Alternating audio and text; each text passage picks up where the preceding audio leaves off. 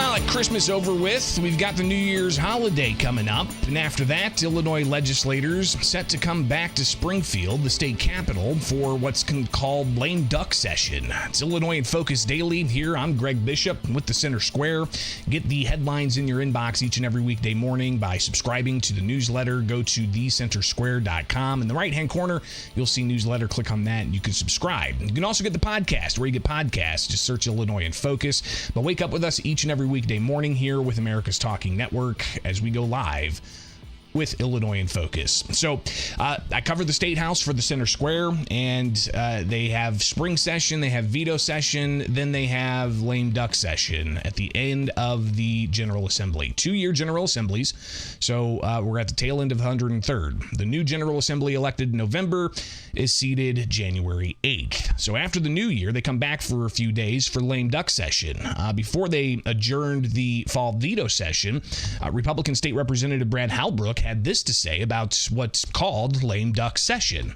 For those less familiar with the term, lame duck session occurs when retiring legislators or those not reelected return to Springfield for one final period of legislative activity. During this time, legislators are no longer accountable to their constituents, raising concerns about their accountability and an integrity to the decisions made. The lame duck session has historically been one of the most risky and concerning periods for the residents of our great state.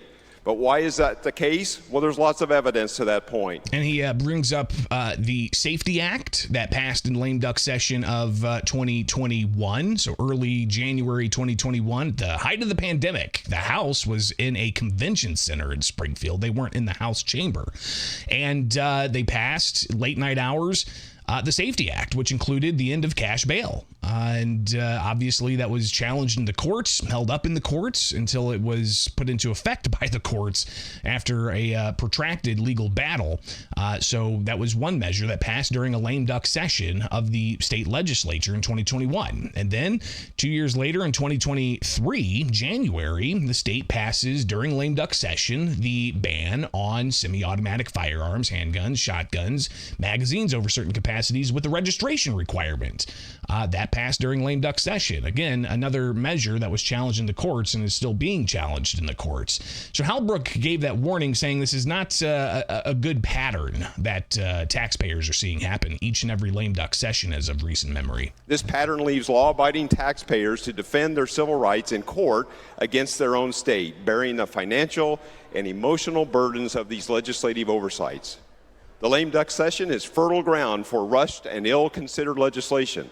The examples of Safety Act and PICA demonstrate how critical policies can be compromised when accountability is diminished. And he goes on to talk about how, there could be some other things that Democrats in the supermajority may try to address. He didn't say tax hikes, but the specter of tax increases is definitely part of why he talked about the state's finances. Governor Pritzker has repeatedly claimed to have balanced budgets and created a rainy day fund. However, the reality tells a different story. Illinois once again is facing multi-billion-dollar deficits. The financial strain is largely due to continued pandemic-era spending. However, the difference now is there's no federal bailout money coming with it. The projected $23 billion increase in the state's budget by 2030 is unsustainable and places an undue burden on taxpayers without cuts.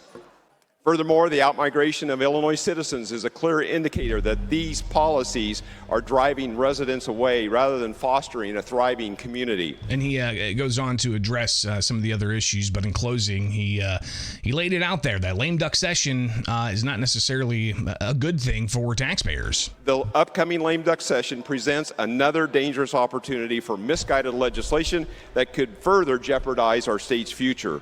Let's not continue repeating the vicious cycle of radical, unconstitutional legislation passed during lame duck.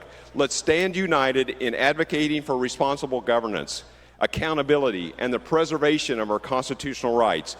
Together, we can return Illinois to a place of prosperity and opportunity for all citizens. So again, that was on the House floor during fall veto session back in November, right? And then they put out the calendar and they said, hey, we're coming back possibly the 2nd of January. We'll get an update on that, obviously, as we approach the new year. But when I talked with State Senator Andrew Chesney, the Republican from Freeport, he spelled out what he thinks Democrats could try to do when they come back after the new year. Yeah, I mean, it's pretty frustrating when you talk to constituents in not only my district, throughout the state. You know, the number one thing they're concerned about is the legislative bodies being in session. It's like, just don't go there and do anything worse. And that's pretty frustrating, because we should be going down to Springfield and helping people. And so I suspect you're going to see some political posturing. You're going to see Governor Pritzker want to Trump-proof Illinois, similar to how California and the rhetoric out of California and New York. And so Governor Pritzker clearly is trying to grab the national stage in his interest in running for president in 2028. And so I suspect you'll see a little bit of that.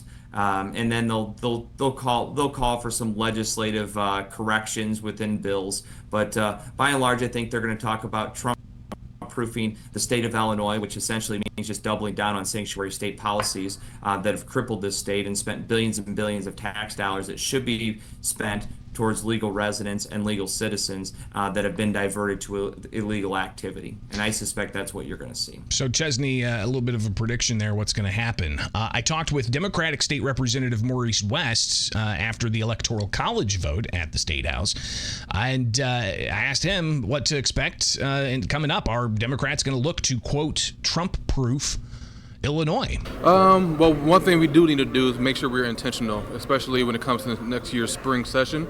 There's a lot of conversations that need to be had, and we need to make sure we are having those tough conversations to make sure we can, at the end of the day, have a balanced budget and make sure we're not balancing it on the backs of people who need it the most. So what those are specifically, don't know just yet, but those conversations are going to happen. And obviously, before spring session is going to be lame duck session, which starts apparently January 4th on a Saturday. Honestly, I do not know. I do know we're coming in on January 4th through the 7th, and so I'm just looking forward to seeing what work that needs to be done during the lame duck. But not much as to known what they're going to do for lame duck session.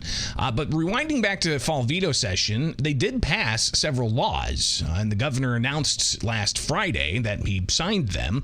One clarifies the service fee collection for Cook County Sheriff's Office. Another extends the estimated dates of completion for redevelopment projects in various areas. Another extends various reporting deadlines for task forces and expiration dates. Then you get one that makes changes to civil law and establish that no contributory fault can be attributed to a plaintiff for personal injury actions that were based on sexual abuse as a child. That law goes into effect immediately. Another one impacting the Department of Human Services about survey data.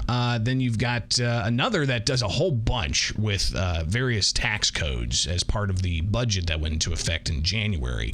I mean, we're talking about, tax credits for live theater, music and musicians, Credit and Jobs Act being changed. So you could see there some of the various things that the governor had to sign into law, and he announced on Friday of last week. So, the legislature, when they're in session, it's very possible they could pass all kinds of laws. So I wanted to give you a bit of a preview. We'll talk more about this after the new year here with Illinois in Focus Daily, and in particular, delve into some specific items that could come up, like gun control. So will we see that happen in the lame duck session coming up, apparently starting January 4th? We'll be watching and keeping you posted here with Illinois in Focus Daily. I'm Greg Bishop. Like, subscribe, hit that notification bell. Wake up with us each and every weekday morning as we go live to tape and bring you the latest of what's going on here in the state of Illinois.